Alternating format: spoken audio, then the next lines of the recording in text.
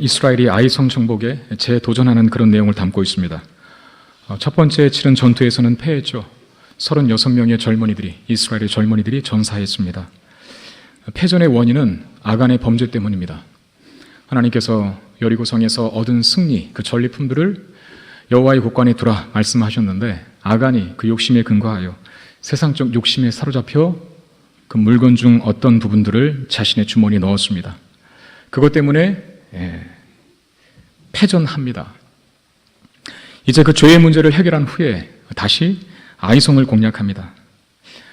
여호수아서 이 8장은 전체 35절로 되어 있습니다. 그 중에 8장 3절부터 29절까지 이 내용은 아이성 전투를 묘사하고 있습니다. 8장 전체의 내용이 3분의 2 이상 아이성 전투를 어떻게 치르는지에 대한 구체적인 묘사로 기록되어 있는데, 이스라엘 백성들이 공격했다가 또 후퇴했다가 또 다시 협공했다가 하는 전투 장면으로 구성이 되어 있습니다. 여러분, 이스라엘이 가나안 땅에 들어와서 제일 먼저 치른 전투는 여리고성 전투입니다. 여리고성 전투는 여호수아서 6장에 기록되어 있습니다. 거기서도 6장 전체의 내용 중에 3분의 2 이상이 전투 장면으로 기록이 되어 있습니다. 어떻게 여리고성 정복 전쟁을 치렀는지 우리는 잘 알고 있습니다. 6일 동안 한 바퀴씩 돌고 마지막 7일째 되는 날에는 7바퀴를 돌고, 그리고 7째 날에는 7바퀴를 돈 후에 나팔을 들고 발을 굴려라. 우리는 여리고성 전투를 이스라엘 백성들이 어떻게 치렀는지 이제는 외울 정도가 되었습니다.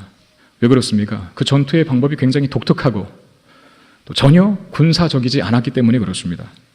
그리고 생생하게 그 전투의 현장을 하나님께서 지시하시고 또 여호수아가 그 지시를 들어 설명을 하고, 그리고 그 지시대로 따르는 이스라엘 백성들의 3번에 걸친 성경의 묘사 때문에 우리는 잘 압니다. 아이성 전투 역시도 생생하게 묘사하고 있습니다. 그런데 아이성 전투는 이전 여리고성을 공략하는 것과는 방법이 다릅니다. 아이성 전투는 어떻게 치러가는가 하는 것을 볼 때, 군대를 둘로 나누어서 한 조는 성문을 공격하고 한 조는 매복해야 합니다. 성문을 공격하는 조가 지는 척 유인책을 펴면 적군들이 성을 비워두고 따라 나올 때에 매복조가 그 성 안을 점령하고 이스라엘에 도망가는 조와 매복했던 조가 사방에서 포위하여 적을 공격하는 것이었습니다. 여러분, 그 여호수아서 8장 전체를 한번 읽어보시면, 잘 보시면 아주 재미있습니다. 그야말로 전술이 들어가 있거든요. 전략이 들어가 있거든요. 이 전투 방법이 머릿속에 쏙쏙 들어옵니다. 어쩌면 손자병법에 나오는 그런 전술을 보는 듯한 그런 착각에 빠질 정도입니다.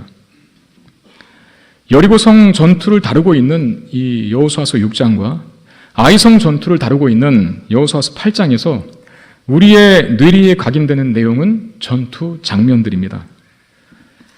이 전투의 두 장면을 너무나 소상하고 또 생생하게 비교적 자세히 기술하고 있는 탓에 우리는 왜 이 두 성을 정복하고 무너뜨리는 방법이 틀린가?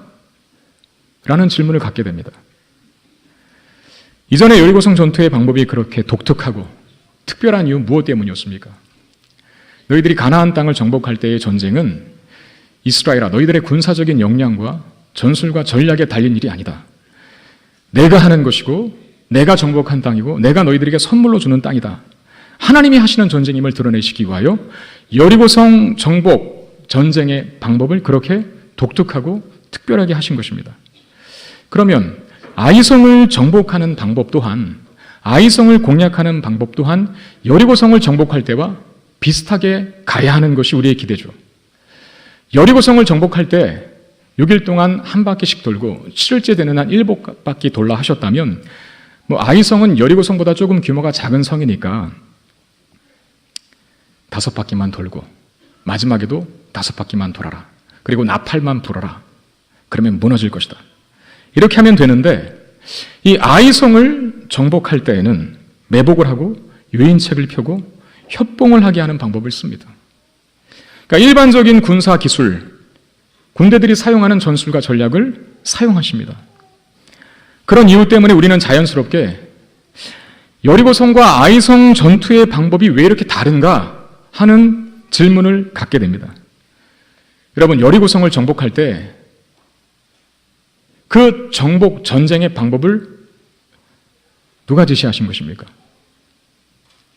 하나님께서 지시하신 것입니다.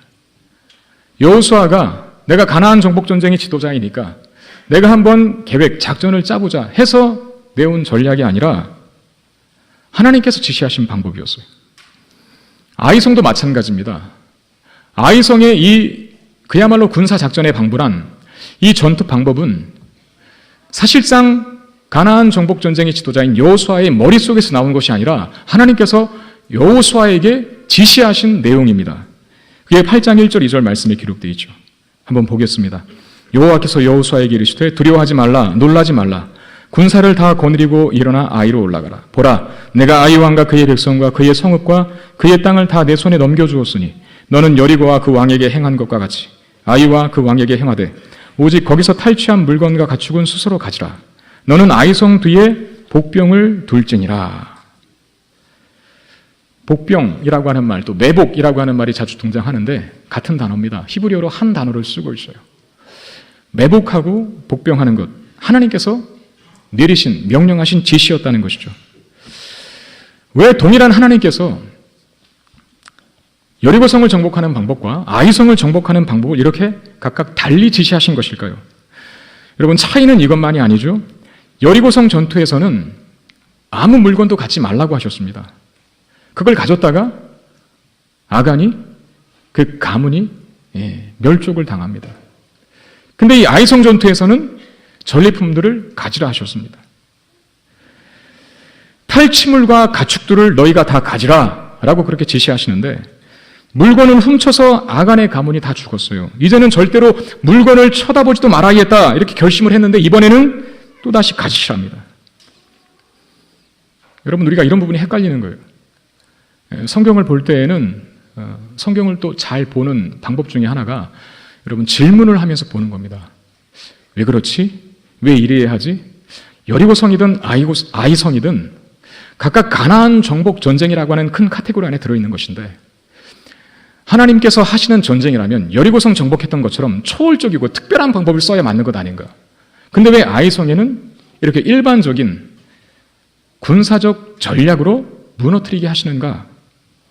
왜 동일한 전투의 현장에서 왜 다른 방법을 사용하시는가? 하는 질문을 해보셔야 합니다. 이해가 잘 가지를 않습니다. 이해가 가지 않는 우리의 문제 때문에 이 두 성을 정복하는 사건을 대하면서 우리가 취하는 자세는 각각 적용점을 거기에 맞게 찾아가는 겁니다. 예를 들면 여리고성은 강한 성이었지 않습니까? 난공불락이 요새. 그러다 보니까 여리고성같이 큰 문제, 우리 인간의 힘으로는 극복할 수 없는 어떤 문제를 만나면 섣불리 공격하지 말고 땅밟기를 해야 된다. 이런 식으로 적용을 합니다.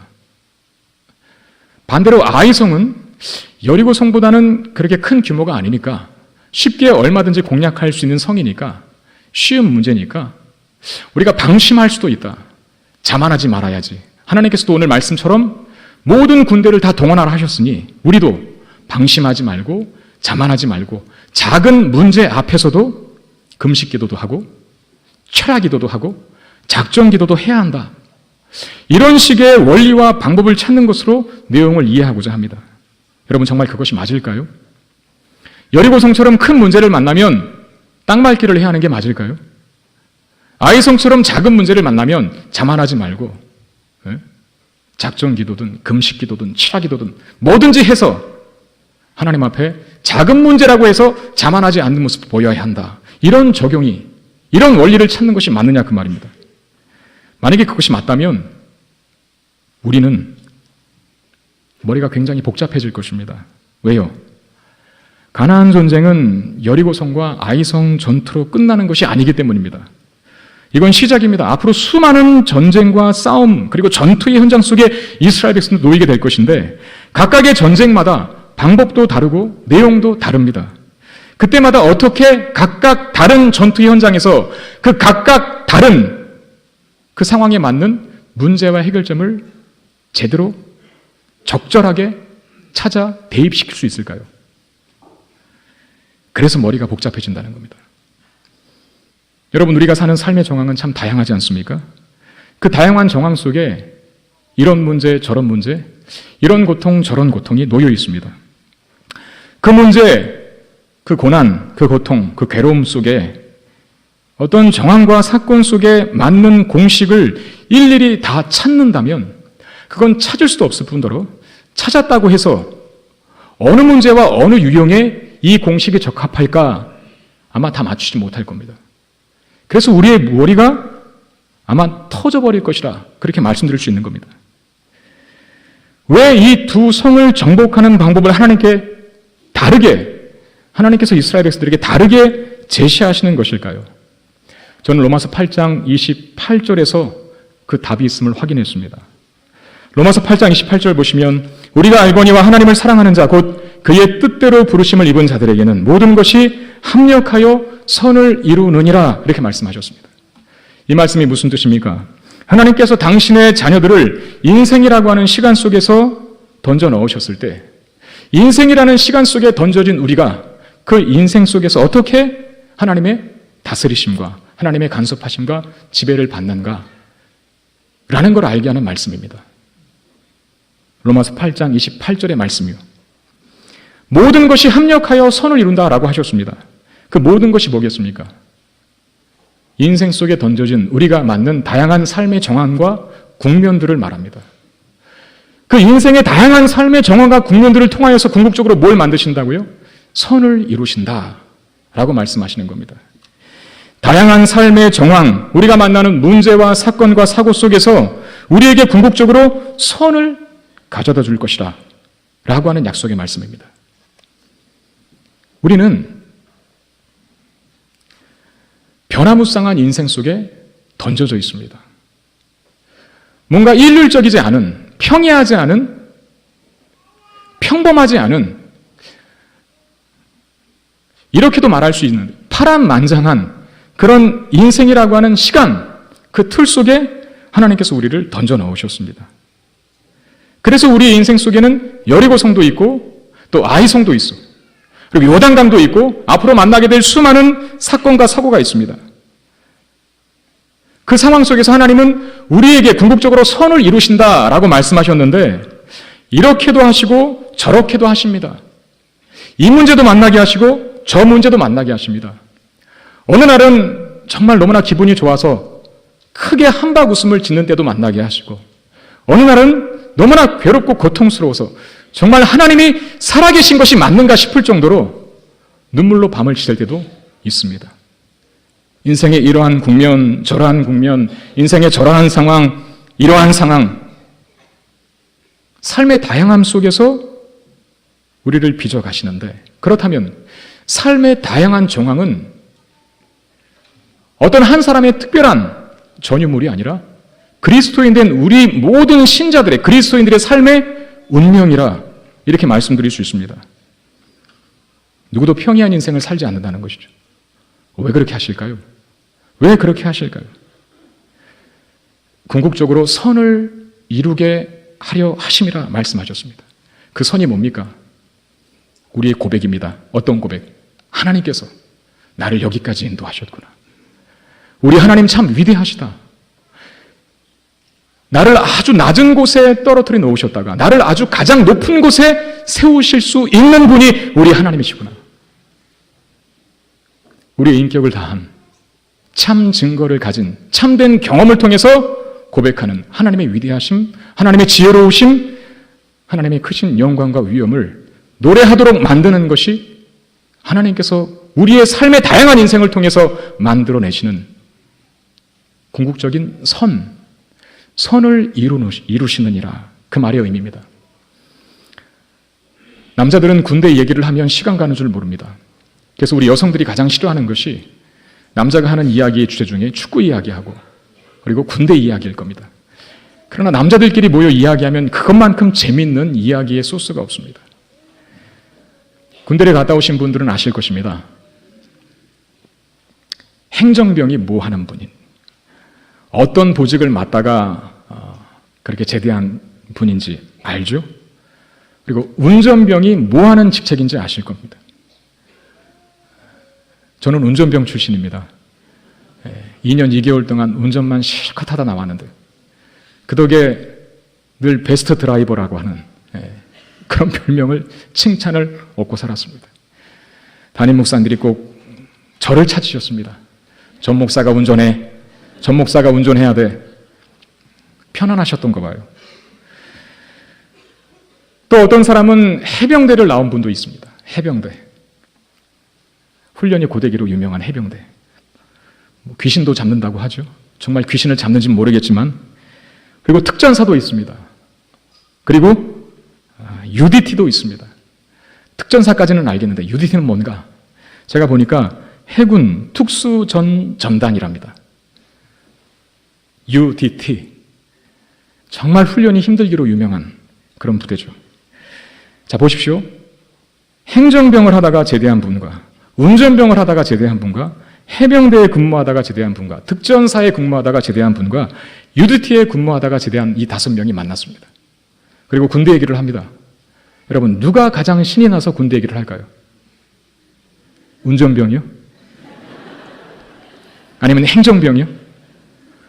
행정병, 운전병, 해병대, 특전사, UDT 이 5명이 만났는데 군 이야기를 하는 겁니다. 옛 추억을 씹어 먹으면서. 누가 가장 신이 나서 입에 침이 다 튀기도록 그렇게 말하는 사람은 누굴까요? 가장 파란만장한 군 생활을 하다 온 사람일 겁니다. UDT 제대한 분이시겠죠. 나 군 생활 때 뱀도 잡아먹어 봤다? 나 죽을 뻔한 위기를 여러 번 겪었다?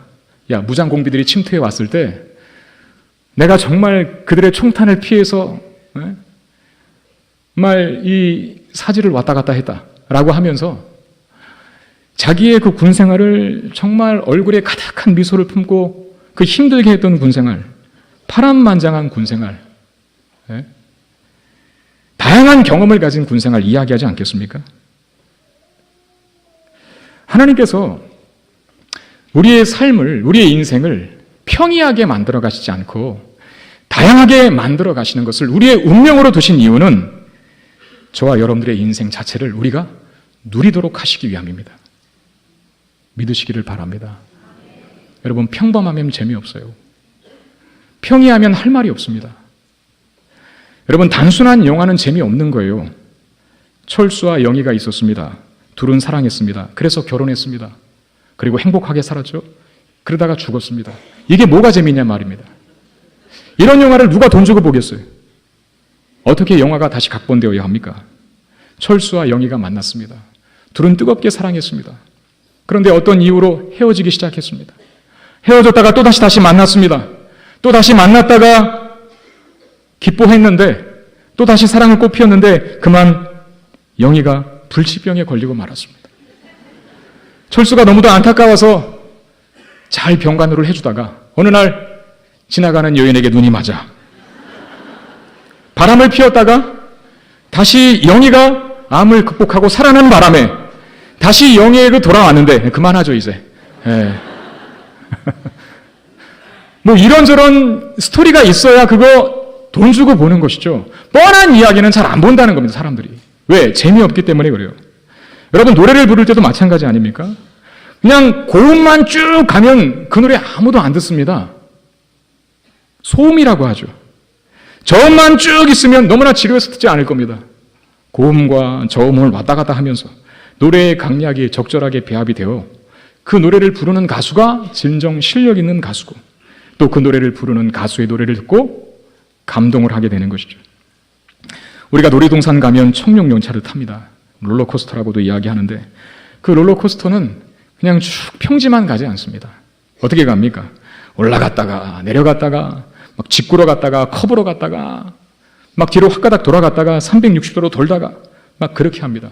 왜 그렇게 할까요? 위험한데. 왜 그렇게 할까요? 재밌으라고 그렇게 합니다. 그래서 그걸 타고 나온 사람들은 너무나 위험천만한 짓이었지만 한박 웃음을 짓고 나와요. 그리고 또다시 그걸 탑니다. 재미있기 때문에 타는 거예요. 아마 그냥 평지로 슬슬 몇 바퀴 도는 것으로 끝난다면 아무도 안 탈 겁니다. 평지로 그냥 몇 바퀴 돌다가 마는 것은 유치원생들도 요새는 잘 안 타더라고요. 여러분, 우리는 우리 각자에게 직면한 상황, 삶의 다양한 정황을 풀려고 하는 어떤 문제나 숙제로 가지고 있으면 안 됩니다. 그 변화무쌍한 인생의 다양한 국면들을 우리는 즐기는 것으로 바를 수 있어야 합니다. 다양한 삶의 정황을 버거움으로 받는 것과 즐거움으로 받을 수 있는 것, 이 차이는 뭐가 결정해 줄까요? 뭐가 그 차이를 만들어낼까요? 하나님과 우리 개개인의 관계가 그걸 결정해 줍니다. 하나님과 내가 지금 어떤 관계를 맺고 있는가? 하나님이 나에게 있어서 어떤 분인가? 내가 하나님을 정말 절절히 신뢰하고 의지하며 사랑하고 있는가?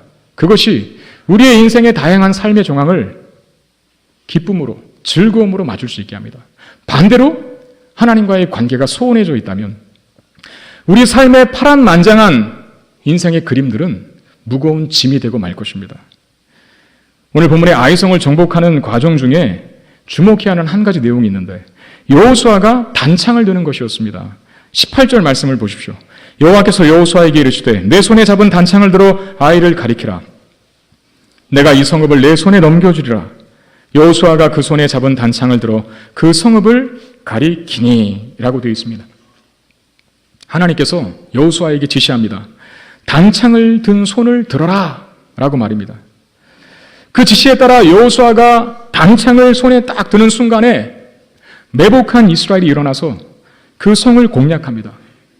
아마도 그 단창은 이 초승달처럼 보이는 면이 조금 있는 그런 창이었을 것으로 보이는데 거기에 빛이 발하자 그 빛을 보고 매복해 있던 이스라엘 백성들이 드디어 아이성을 공략했단 말이죠.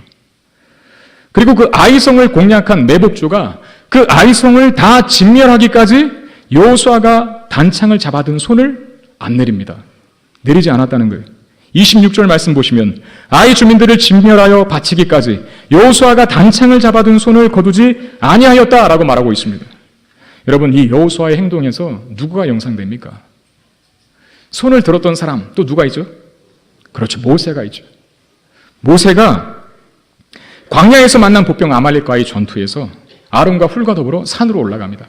전쟁에 참여하지 않고 그는 아론과 훌과 더불어 이스라엘 백성들의 승리를 위하여 기도합니다. 독특한 일이 발생했어요. 희귀한 일이 발생했어요. 어떤 일이었습니까? 손을 올리고 있으면 이스라엘 백성들이 이기는데 손이 점점 내려가면 이스라엘 백성들이 지는 겁니다. 이게 도대체 무슨 뜻일까요? 모세가 든 손에 어떤 힘이 있고 위력이 있고 마력이 있다는 것을 말하는 것일까요? 그렇지 않습니다.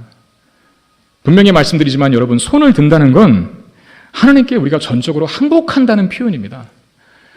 적군을 만났을 때 더 이상 내가 전의가 없다, 너희들이 시키는 대로 하겠다라고 하는 뜻에서 항복하며 손을 들고 나오지 않습니까?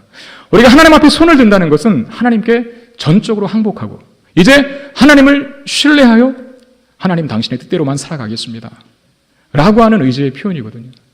목사님들이 축도할 때 손을 드는 것도 마찬가지입니다.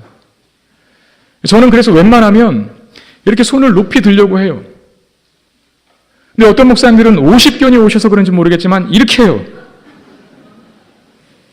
그럼 성도들은 생각합니다. 오해, 어떻게 오해를 하냐면 손바닥에서 무슨 광선이 나오나? 여러분, 손바닥에 광선이 나오는 게 축도가 아닙니다. 축도는 뭐예요? 한 공동체의 대표가 원래 우리가 다 들어야 하는데 대표가 대표성을 띠고 하나님 앞에 손을 드는 겁니다. 하나님, 우리 이스라엘 공동체는 하나님 앞에 항복한 민족입니다. 하나님만을 절대적으로 신뢰하고 의지하며 살아갑니다. 이제 우리가 다시 진영으로 돌아가 세상의 백성으로 세상 속에서 살아야 할 하나님의 백성인데 하나님 약속의 말씀처럼 우리와 언약한 것처럼 우리가 이 험난한 세상을 살아갈 때 짐승이 있고 이리가 있고 사자가 있는 그곳에서 살아갈 때 하나님 말씀하신 약속처럼 우리를 지키시고 인도하시고 보호하시사 당신의 백성답게 살아가게 하시옵소서. 하나님 반드시 그렇게 하실 것이다 라고 하는 선언이 축도입니다. 축도는 축복 기도라고 하는 의미라기보다 저는 그게 아닐 것 같아요. 축도는 선언입니다. 선포. 성부와 성자와 성령의 이름으로 축복할지니라 라고 선언하잖아요. 예배를 드리고 예배 공동체가 이제 하나님 만나고 하나님의 임재 속에서 거룩한 예배를 드린 다음에 우리는 이 예배의 공동체로만 있을 수가 없어요. 이제 이 의식 예배를 끝내면 여러분은 각자 여러분들이 처한 세상으로 돌아가야만 합니다. 이리가 우글대고 양들을 잡아먹는 짐승들이 곳곳에 포진해 있는 그곳에서 하나님의 백성으로 살아가야 돼요. 얼마나 두렵겠습니까? 그러나 축도를 통해 선언하는 겁니다. 그 약속을 다시 한번 환기시키는 겁니다. 너희들이 양이라 이리가 우글거리는 세상에 들어가지만 하나님의 언약 속에 있는 너희들은 망하지 않는다. 죽지 않는다. 하나님의 사람들은 하나님께서 지키시고 보호하시사 하나님 백성답게 이 땅을 살아갈 때 놀랍고 위대한 일이 벌어질 것이다. 그걸 믿어라. 라고 하는 선언이 축도인 거예요. 그걸 듣고 나가셔야 한다는 것이죠. 하나님의 언약 받은 백성으로서, 하나님과 약속을 맺은 백성으로서의 담대함을 가지고 나아가셔야 한다는 것입니다. 지금 여호수아가 손을 든 행위가 바로 그 의미입니다. 하나님만을 철저히 신뢰합니다. 하나님만을 철저히 의지합니다. 지금 이스라엘 백성들이 아이성을 공략하고 그 땅을 진멸하려 하지만 이스라엘 백성들의 군사적인 실력으로 그 성을 정복하는 것이 아닙니다. 하나님이여 도와주시사 저들에게 은혜와 긍휼을 베풀어 주시고 가나안 땅을 주시겠다고 약속하신 하나님의 말씀을 믿고 저들이 담대하게 하시옵소서. 그래서 여호수아가 든 창을 내리질 못하는 것이죠. 왜? 그걸 보면서 이스라엘 백성들이 계속 전투하고 있거든요. 그래, 맞아. 우리는 하나님께 항복한 민족이야. 그렇게 하나님 앞에 두 손 들고 나온 민족들을, 우리를 지키시는 분이 하나님이시오 하면서 용기를 내어 전투의 현장에 임할 수 있는 것이라는 겁니다. 그러므로 우리가 알아야 하는 것이 뭡니까? 우리가 깨달아야 할 것은 하나님을 향한 신뢰와 믿음만이 모든 전쟁을, 인생의 난관을, 문제를 극복하고 승리로 이끌 수 있다는 사실을 기억해야 한다는 겁니다. 어떤 특별한 공식이나 방법이 있는 것이 아니에요. 이 문제에는 이게 맞고 저 문제에는 저게 맞고 여리고성을 만나면 땅 밟기를 하고 아이성을 만나면 작전 기도를 해라. 그런 뜻이 아니라는 거예요. 답은 오직 하나입니다. 하나님을 절대적으로 신뢰하는 하나님과의 깊은 관계. 그것이 우리로 하여금 모든 인생에서 만나는 다양한 문제와 장애를 뛰어넘게 하는 것입니다. 삶의 다양한 정황 속에서 내 앞에 놓이는 문제가 문제되지 않을 만큼 하나님과의 관계가 풍성해 있는 것, 그것이 정답인 겁니다. 제 치부를 하나 드러내겠습니다. 저는 수학을 잘 못합니다. 수학을 잘 못한다는 것은 다른 건 다 잘한다는 뜻입니다. 제가 만약에 수학을 잘했으면 저는 우리나라의 인류 대학을 들어갔을까요? 항상 수학은 점수를 까놓고 없는 셈 치고 평균을 내다 보니까 이 평균이 오르지를 않는 겁니다. 수학을 잘하는 친구들이 저를 안타까운 모습으로 늘 바라보죠. 야, 넌 왜 이렇게 다른 건 다 잘하는데? 그렇다고 잘하는 건 아니었습니다. 넌 왜 이렇게 수학을 못하니? 라고 구박하면서 수학을 잘하는 친구들이 저에게 이런저런 조언을 해요. 수학을 잘하는 방법을 가르쳐 주는데 그게 뭐냐면 공식을 잘 활용하라는 겁니다. 근데 저는 도통 그게 모르겠어요. 공식이 하나 두 개면 외우고야 말겠는데 공식이 하나 두 개가 아니지 않습니까? 그 많은 공식을 각각 어느 유형의 문제에다가 대입시키는지도 모르겠고 어떤 공식이 어떤 문제에 맞는지 감이 잘 잡히지 않았습니다. 그래서 수학을 못한 것 같아요. 그래서 나름대로 내린 결론이 있습니다. 수학을 잘하는 비결, 저만이 내린 답은 이것이었습니다. 그냥 머리가 좋으면 된다. IQ가 높으면 다 풀더라고요. 이것저것 공식 외워서 문제에 대입하지 않아도 머리만 좋으면, 지능지수만 높으면 다 풀어요. 여러분 가끔씩 TV에서 그 영재 아이들을 방영하는 그 TV 프로 보셨을 겁니다. 막 4살, 5살짜리가 몇 개 국어를 하고 또 심지어 어떤 친구들은 대학생, 교수들이 푸는 수학 문제를 푸는 그 어린 아이들이 있어요. 그 어린 아이들이 문제를 푸는 식을 제가 봤는데 공식 대입하지 않습니다. 머리가 좋으니까 IQ가 높으니까 그 문제를 다 풀어요. 식은 틀리죠. 그 대학생들과 심지어 교수님이 풀어내는 그 식과 그 아이가 푸는 식이 달라요. 그런데 답은 같아요. 우연일까? 다시 어려운 문제를 냅니다. 똑같은 정답을 맞춥니다. 왜? 답은 하나입니다. 머리가 좋기 때문에. 여러분 우리도 마찬가지입니다. 환경의 변화에 따라 우리의 삶의 다양한 정황 속에서 어떤 공식을 대입해야 할까를 생각하지 말고 아주 단순하게 하나님과 바른 관계 속에 있어야 한다는 것에만 관심을 기울이시길 바랍니다. 그러면 복잡한 문제를 술술 풀어낼 것입니다. 공식 안 외우고도 말입니다. 우리가 하나님과 바른 관계에 있으면 우리의 삶의 다양한 국면은 머리 싸매고 풀어내야 할 숙제가 아니라 하나님이 각본해 놓으신 한편의 재미있는 영화와도 같은 것입니다. 즐길 수 있게 된다는 말이죠. 이스라엘이 처음에 아이성의 상황을 즐기지 못한 이유는 무엇 때문이었습니까? 죄 때문에 그렇죠. 여러분, 죄는 하나님과 우리와의 관계를 멀어지게 합니다. 하나님과의 관계가 멀어졌을 때 이스라엘 백성들은 아이성을 즐기지 못하고 고비와 문제로 만나게 되었다는 거예요. 그러나 죄의 문제를 해결하고 하나님과 다시 가까워졌을 때, 오늘 본문 보십시오. 얼마나 재미있는지. 그냥 읽어도 너무나 머릿속에 쏙쏙 들어오는 전투의 현장으로 담고 있습니다. 참 재미있거든요. 하나님 우리를 그렇게 대하신다는 거예요. 하나님께서 영화의 감독이 되셔서 흥미진진하게 변화무쌍하게 우리의 인생을 각본해 가시는 것입니다. 그러므로 우리에게는 이 고백만 있으면 돼요. 하나님, 저는 하나님을 너무나 사랑합니다. 하나님, 저는 하나님을 너무나 좋아합니다. 하나님, 저는 세상 그 누가 없어도 하나님이 저와 동행만 하신다면 저는 그것만 원합니다. 라고 하는 고백만 있으면 된다는 거예요. 여러분, 결국 우리의 인생은 해피엔딩 아닙니까? 여리고성도 그랬고 아이성도 그랬습니다. 하나님이 내가 도와줄 테니까 잘 싸워봐라. 어쩌면 너희들이 차지할 수도 있겠다. 이렇게 말씀하시지 않았고 항상 전투를 지시하실 때 초반에 말씀하신 약속이 뭡니까? 내가 이미 주었다. 내가 이미 무너뜨렸다. 가서 정복해라. 라고 말하는 거예요. 그러니까 승리를 보장받고 이미 전쟁을 하기도 전에 승리를 보장받고 가는 길이라는 거예요. 그래서 즐길 수 있는 거예요. 우리 인생을. 왜? 우리도 승리를 보장받고 있는 인생들이기 때문에 그래요.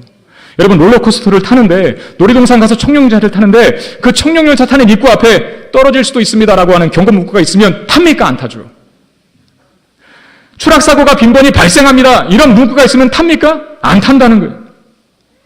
반드시 안전하게 도착할 것을 믿기에 타는 것이고, 그래서 그 상황을, 그 위험천만한 상황을 즐길 수 있는 것이죠. 하나님이 우리 인생을 다양한 국면으로 인도하시고 그 안에서 놀라운 스토리를 만들어 가실 것입니다. 여리고성도 만나게 하시고 아이성도 만나게 하십니다. 그리고 어떤 때는 돌라고 하시고 또 어떤 때는 매복하라고도 하실 것입니다. 그렇게 다양하고 복잡한 인생의 구비구비들이 짐이 되느냐 아니면 즐거움이 되느냐는 우리와 하나님과의 관계에 있습니다. 하나님께서 여호수아에게 이렇게 말씀하셨습니다. 아이로 올라가라. 저와 여러분들에게 동일하게 말씀하십니다. 아이로 올라가라.